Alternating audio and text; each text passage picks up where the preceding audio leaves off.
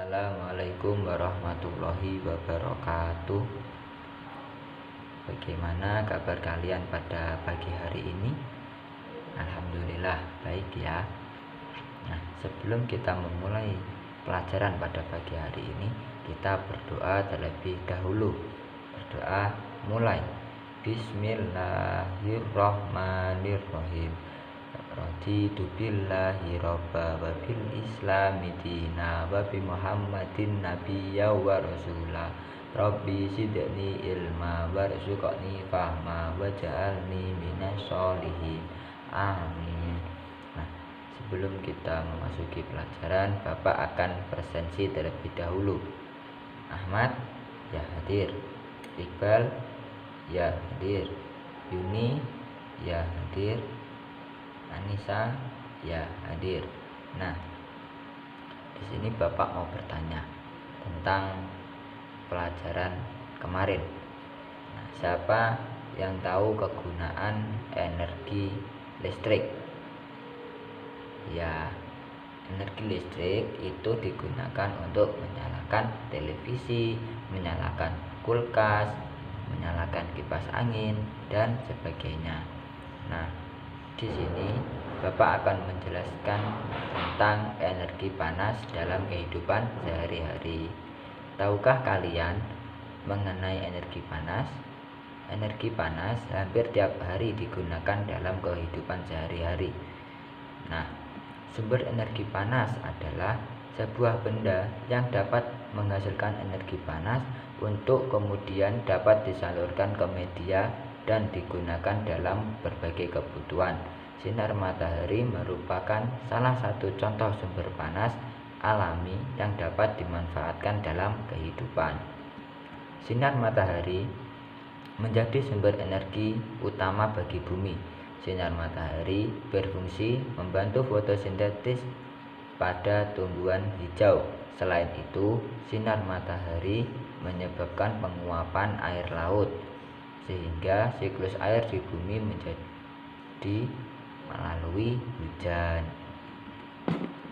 Manusia telah memanfaatkan sinar matahari untuk berbagai keperluan sehari-hari, misalnya untuk mengeringkan pakaian, untuk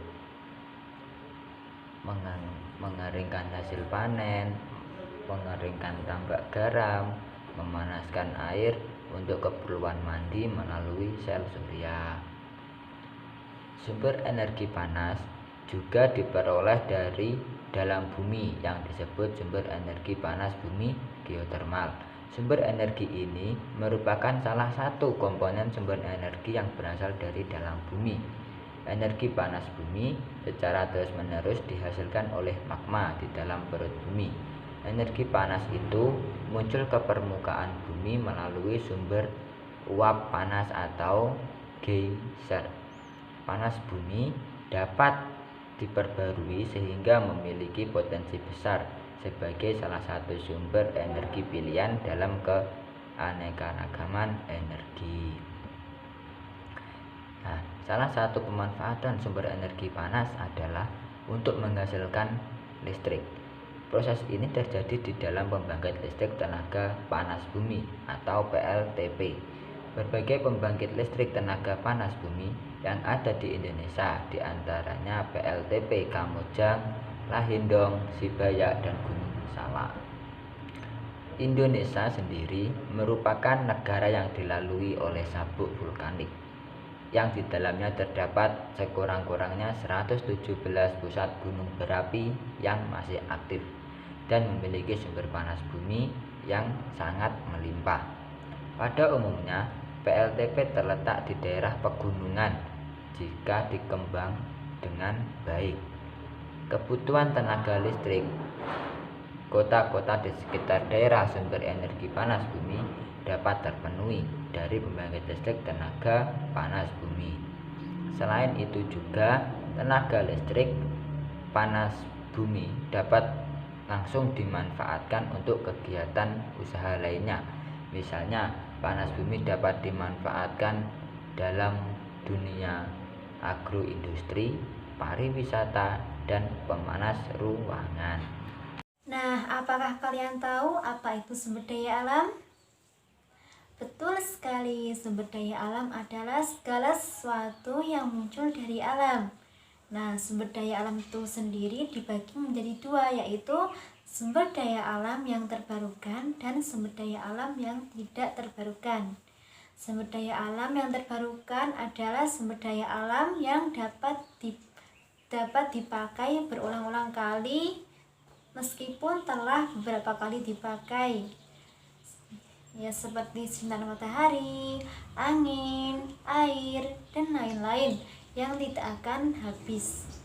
Nah, kalau sumber daya alam yang tidak dapat terkan, yaitu sumber daya alam yang apabila terus dipakai dia akan habis. Contohnya seperti batu bara, lalu emas, dan lain-lain. Karena memiliki kondisi geografis yang sangat strategis dan iklim cuaca yang sangat stabil, Indonesia memiliki banyak sekali sumber daya alam yang beraneka ragam dan melimpah. Nah, tidak heran kan kalau sumber daya alam itu sendiri dibuat untuk sebagai sumber energi, contohnya seperti batu bara yang dibuat sebagai bahan bakar pembangkit listrik. Baik anak-anak, di sini Ibu akan menjelaskan tentang sumber daya alam terbarukan dan juga sumber daya alam tidak terbarukan yang dijadikan sumber energi. Yang pertama, sumber daya alam tidak terbarukan yang dijadikan energi, yaitu contohnya seperti batu bara, minyak bumi, dan juga gas alam. Kemudian, sumber daya alam terbarukan yang dijadikan sebagai sumber energi adalah matahari, angin, dan juga udara. Nah, kemudian tugas kalian adalah mencari sumber daya alam tidak terbarukan dan juga sumber daya alam terbarukan yang ada di sekitar rumah kalian. Nanti kalian catat ya, kalian tulis hasilnya, kemudian kalian kerjakan atau kalian tulis di kolom komentar. Yang bisa diandalkan sehingga sangat bergantung pada impor, sekaligus memutuskan perhatian pada industri perekonomian, khususnya proses perekonomian makanan.